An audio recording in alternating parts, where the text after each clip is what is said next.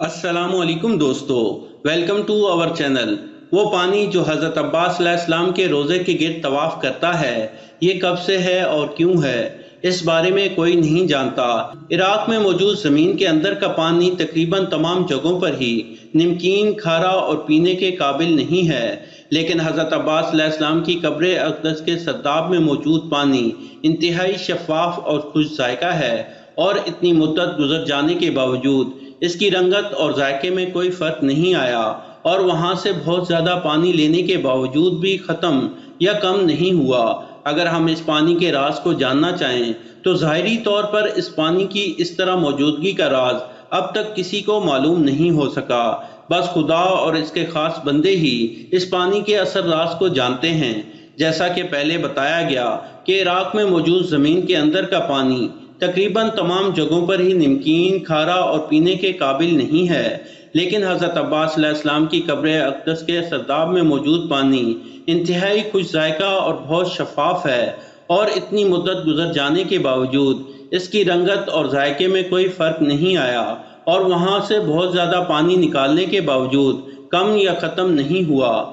इस पानी के बारे में गुफ्तगू करने से पहले कि इस सरदाब के बारे में कुछ बयान किया जाए, हज़रत अब्बास अलैहिस्सलाम के रोज़ा मुबारक का सबसे अहम हिस्सा सरदाब है, जहां हज़रत अब्बास अलैहिस्सलाम की हकीकी कब्र अक़दस मौजूद है। यह सरदाब 8वीं सदी हिजरी में बनाया गया था, लिहाजा उस ज़माने के फ़न तामीर के मुताबिक ऊपर वाले हिस्से की निस्बत सरदाब की दीवारें इंतहाई अरीज और मोटी बनाई गई हैं, बल्कि ऊपर वाली इमारत की दीवारें सरदाब की आधी चौड़ाई से भी कम मोटी हैं।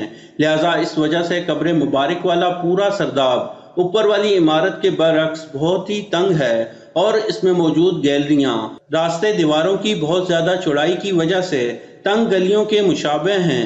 सरदाब की इमारत के बारे में बयान करते वक्त हम कोशिश करेंगे कि हरम के इदारे की ज़ेरे निगरानी, जो कि 2 जनवरी 2008 से इराकी कंपनी शरकतुल हुलूल की तरफ से की जाने वाली तरमीम और तामीर को बयान करने के साथ साथ इस जदीद तामीर और तरमीम से पहले वाली हालत को भी बयान करें।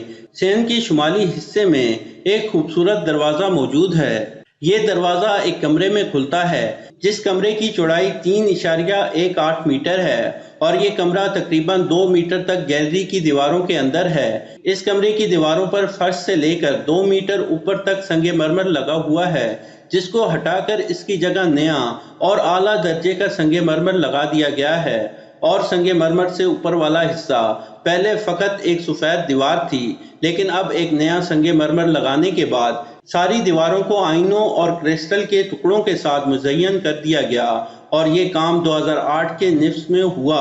और इसी तरह इस कमरे का एक और दरवाज़ा भी है जो शुमाली गैलरी में खुलता है। यह दरवाज़ा सोने का है। यहाँ पहले चांदी का दरवाज़ा लगा हुआ था, जिसको 2007 में तब्दील कर दिया गया।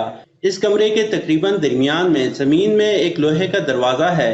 ये दरवाज़ा उस रास्ते पर खुलता है जो सरदाब की तरफ जाता है। ये रास्ता 8 सीढ़ियों पर मुश्तमिल है। 8 सीढ़ियों के बाद सरदाब का फर्श शुरू होता है। इस रास्ते और सरदाब के सारे फर्श पर संगमरमर लगा हुआ है।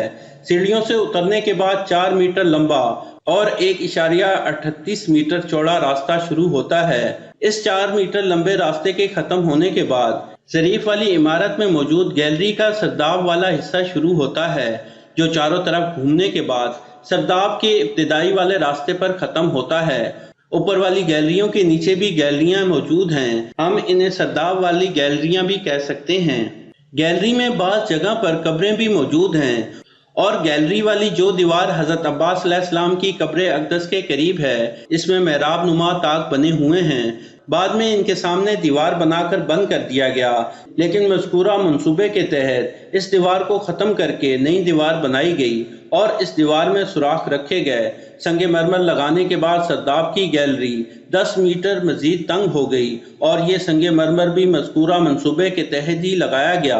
सरदाब में बने हुए मेहराब नुमा ताकों की तादाद 13 है और ये पैमाइश में एक दूसरे से मुख्तलिफ हैं। इनमें से 2 सरदाब शुमाली गैलरी में हैं, जो कि हवा के लिए बनाए गए। शुमाली रोशनदान के मशरिक में और दूसरा मगरिब में और 3 मेहराब नुमा ताक मगरबी गैलरी में हैं। इनमें से 2 हवा के लिए बनाए गए। शेख अब्बास 36 साल तक علمدار کربلا حضرت ابو عباس الفضل کے حرم کے خادم رہے۔ ان کی عمر 74 سال ہے۔ انہوں نے حضرت عباس علیہ السلام کی ظریف کے ارد گرد جاری پانی کے بارے میں تشریح کرتے ہوئے کہا کہ پہلے 2 چشمے سرداب کے پاس موجود تھے۔ 400 سال پہلے یہ پانی یہاں موجود تھا، جب پائپوں اور لائنوں کا وجود بھی نہیں تھا۔ پانی ایک طرف سے نکل کر دوسری طرف بہہ جاتا تھا۔ اس پانی کا ذائقہ معدنی پانی سے بھی زیادہ خوشگوار تھا۔ اس سرداب کی سیڑھیاں تھی اور لوگ اس پانی سے تبرک کے طور پر استفادہ کرتے تھے۔ یہ پانی سردیوں میں گرم اور گرمیوں میں ٹھنڈا ہو جاتا تھا۔ لیکن خدا سے بے خبر ایک شخص آیا۔ اس نے حضرت عباس علیہ السلام کے حرم کی دیوار میں دراڑ پیدا ہونے کا بہانہ بنا کر کہا کہ میں دیکھنا چاہتا ہوں کہ یہ پانی کہاں سے آ رہا ہے۔ بعد میں وہ دونوں چشمے غائب ہو گئے اور ان میں سے پانی جاری نہیں ہوا۔ لیکن 2 مہینے بعد پانی پھر سے سرداب میں آ گیا اور اس پانی سے نابینا آنکھوں کو شفا ملتی ہے۔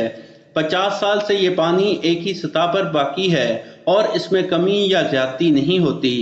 شیخ عباس نے کہا کہ اگر پانی 10 دن تک کسی جگہ رکا رہے تو وہ سڑ جاتا ہے، لیکن یہ پانی دروازہ بند ہونے کے باوجود گلاب کی طرح معطر اور خوشبودار ہے۔ اس کی دوسری خصوصیت یہ ہے کہ پانی کی سطح حضرت عباس علیہ السلام کی قبر مبارک سے بلند ہے، لیکن پانی قبر کے ارد گرد دیوار سے قبر میں داخل نہیں ہوتا۔ یہ کیا ہی خوبصورت معجزہ ہے کہ پانی قبر کے ارد گرد ہی موجود رہتا ہے اور قبر میں داخل نہیں ہوتا۔